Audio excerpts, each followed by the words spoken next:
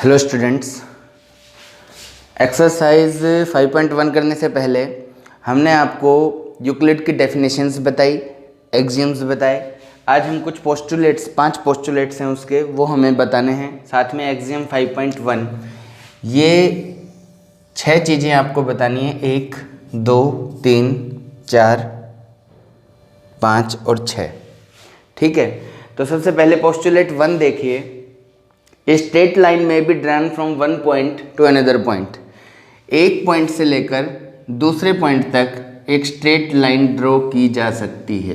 केवल इतनी सी बात बोली उसने। आराम से मैं किसी भी 2 पॉइंट में से एक स्ट्रेट लाइन ड्रॉ कर सकता हूँ। ठीक।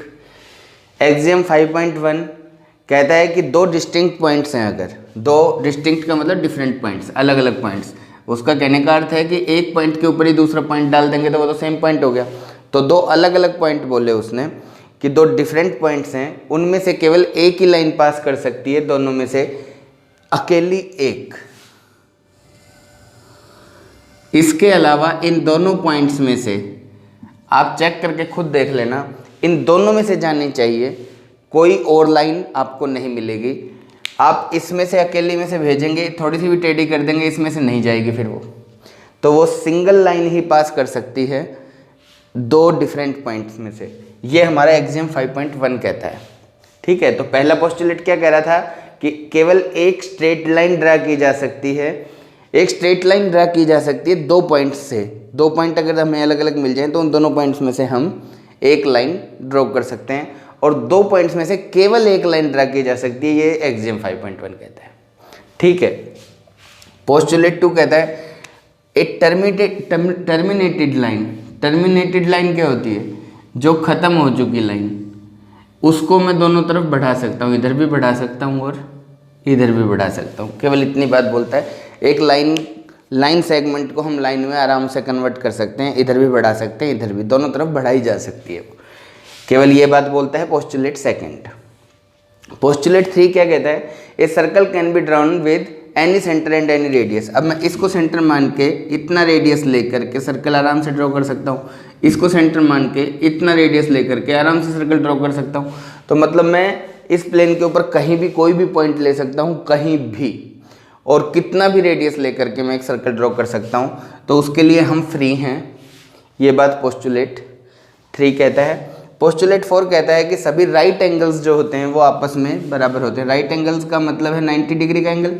तो 90 डिग्री का एंगल चाहे ऐसे हो, चाहे ऐसे हो, चाहे ऐसे हो, किसी भी तरीके से राइट एंगल्स हों, वो सारे आपस में इक्वल्स ही होंगे। ऐसा नहीं सोचना कि ये इधर था तो ये सीधा बनेगा तो ये होगा। ऐसे भी अगर 90 डिग्री बन रहा है, इस साइड में ही हो, नीचे ही बने, ऐसा कोई जरूरी नहीं ऊपर बन गया, उस साइड में बन गया, इस साइड में बन गया, इस साइड में बन गया, कहीं भी 90 डिग्री का एंगल बन रहा हो तो 90 डिग्री के एंगल जो भी होंगे वो सारे आपस में इक्वल होंगे। पोस्टुलेट 5 क्या कहता है? ये देखिए, पोस्टुलेट 5 कहता है कि अगर 2 लाइन हो हमारे पास, उन दोनों को एक ट्रांसवर्सल काटती हो, ठीक है, तो उन दोनों जो ट्रांसवर्सल उनको काटेगी तो उससे रिजल्ट क्या आ रहा है वो देखिए। अब 5वां जो पोस्टुलेट है वो ये कहता है कि अगर 2 लाइन हैं,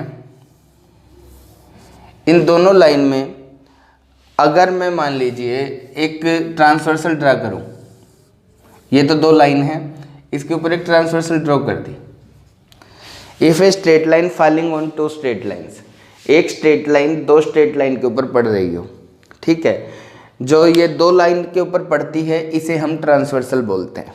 ठीक। तो कहते हैं makes the interior angles on the same side of it taken together less than 2 right angles then the 2 straight lines. देखिए, ये इंटीरियर एंगल्स हैं, अंदर की तरफ बने हुए एंगल, ठीक है, ऑन द सेम साइड। उसने बोला on the same side. Same side मतलब इसी साइड में या तो, या फिर इसी साइड में। अब मान लीजिए एंगल 1 और 2 का जोड़, अब देखिए 180 से बड़ा जिधर आएगा उधर ना मिल करके ये लाइनें उधर जाके मिलेंगी जिधर 180 से छोटा होगा। अगर 3 और 4 का सम 180 से छोटा आ गया तो ये लाइनें इस साइड में जाकर मिलेंगी। वो कह रहे हैं on the same side of it taken together less than 2 right angles then the 2 straight lines if produced.